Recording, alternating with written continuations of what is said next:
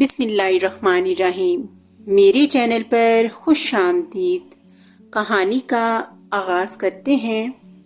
ایک دفعہ کا ذکر ہے کہ ایک خوبصورت اور پھولوں سے ڈکی ہوئی وادی کے درمیان ایک نہایت عالی شان اور خوبصورت محل تھا۔ یہ محل شہزادہ زحیب کا تھا۔ شہزادہ زحیب چونکہ شہروں میں رہنا ناپسند کرتا تھا، اس لیے وہ اپنے ملک کی اس خوبصورت وادی میں رہتا تھا۔ شہزادہ زحیب کے والدین بچپن ہی میں انتقال کر چکے تھے۔ جب شہزادہ زحیب پیدا ہوا تھا تو اس کی پیدائش کے ہی کچھ عرصہ بعد ملکہ وفات پا گئی۔ بادشاہ کو اپنی ملکہ سے بہت محبت تھی، اس لیے وہ یہ صدمہ برداشت نہ کر سکا اور ان کا بھی جلد ہی انتقال ہو گیا۔ ان کا وزیر مراد بہت ہی وفادار تھا۔ اس نے بادشاہ کی وفات کے بعد خود حکومت سنبھال لی اور شہزادہ زحیب کو اپنی بیوی کے سپرد کر دیا تاکہ وہ شہزادہ زحیب کی بہتر دیکھ بھال اور پرورش کر سکے۔ آہستہ آہستہ شہزادہ زحیب بڑا ہوتا گیا۔ جب شہزادہ جوان ہوا تو وزیر نے حکومت کی باغ دوڑ شہزادے کے سپرد کر دی۔ شہزادہ زحیب وزیر مراد کی بہت عزت کرتا تھا اور انہیں باپ کا درجہ دیتا تھا۔ شہزادہ زحیب ہر کسی کے ساتھ انصاف کے ساتھ پیش آتا۔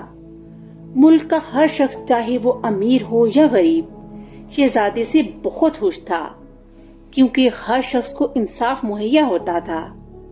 شہزادے کے والدین بھی شہزادے کی طرح ہی نیک تھے اور ہر شخص کو انصاف مہیا کرتے تھے، اس لیے ان کی وفات پر ملک بھر میں 40 دن کا سوگ منایا گیا تھا۔ شہزادہ زحیب کا ایک گہرا دوست تھا، وزیر زادہ سجاد۔ شہزادہ زحیب اور سجاد دونوں شمشیر زنی سیکھنے جاتے تھے۔ شہزادے کو شمشیر زنی کا صرف شوق تھا، مگر سجاد کو مستقبل میں فوج کا سپہ سالار بننا تھا۔ شہزادے اور سجاد کی پیدائش ایک ہی دن ہوئی تھی۔ سجاد ہر طرح کی لڑائی سیکھتا تھا، وہ جوڈو کراٹے کا ماہر بن چکا تھا۔ ملک بھر میں بڑے بڑے پہلوان بھی اس کے سامنے چند منٹوں میں زیر ہو جاتے۔ وقت گزرتا گیا۔ وزیر زادہ سجاد اب سپہ سالار بن چکا تھا۔ اسے اب وزیر زادے کی بجائے سپہ سالار کہا جاتا تھا۔ وزیر نے شہزادے کی منگنی ہمسایہ ملک کی شہزادی نور سے کرنے کا فیصلہ کیا، کیونکہ ہمسایہ ملک کا بادشاہ وزیر کا دوست تھا، اس لیے اس نے فوراً ہاں کر دی۔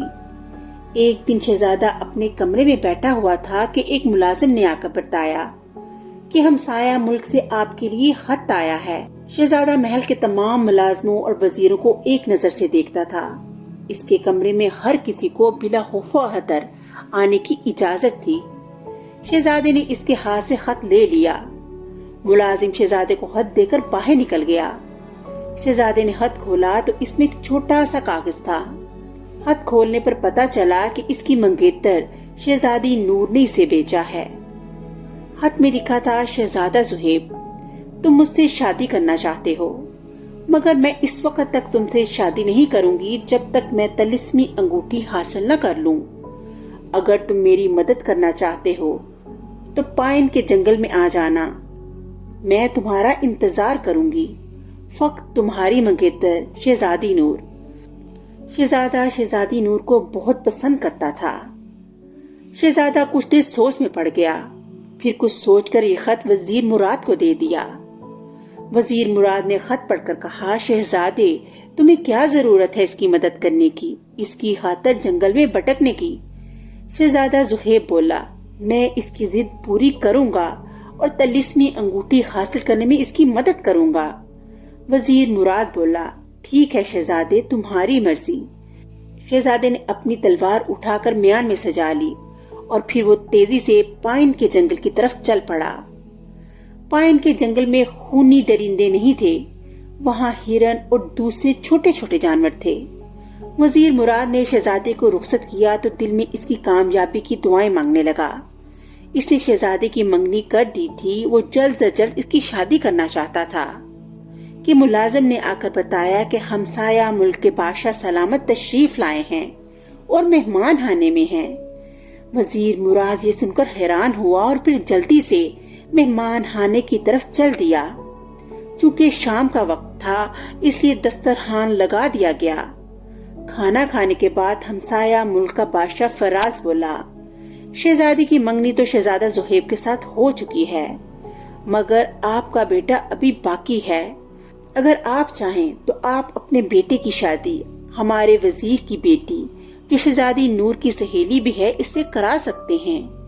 وزیر بولا، اس سے زیادہ خوشی کی بات کیا ہو سکتی ہے۔ دوسرے دن وزیر زادی نائلہ کی منگنی سجاد سے کرا دی گئی۔ شہزادہ زہیب اب پائن کے جنگل میں پہنچ گیا تھا۔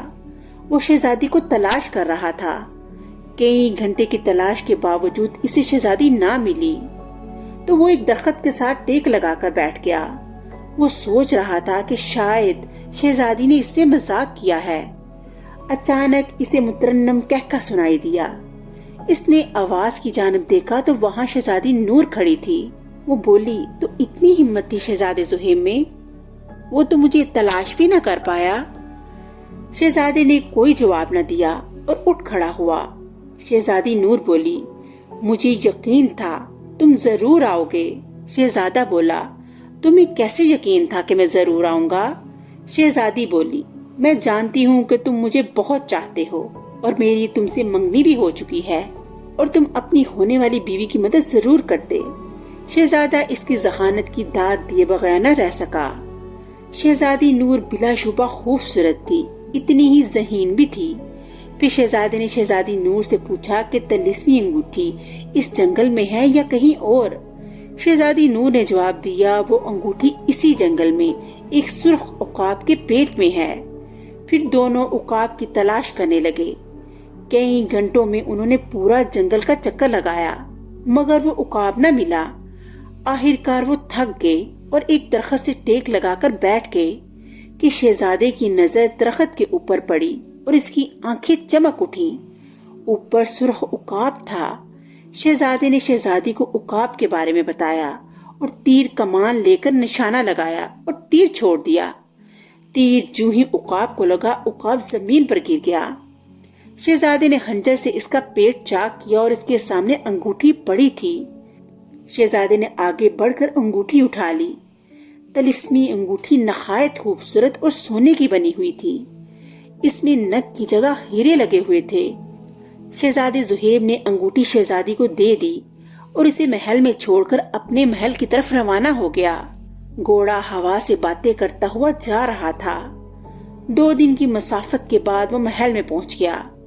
وہاں اسے سجاد کی منگنی کا علم ہوا تو وہ بہت خوش ہوا اور سجاد کو مبارکباد دی۔ اب رات ہو چکی تھی۔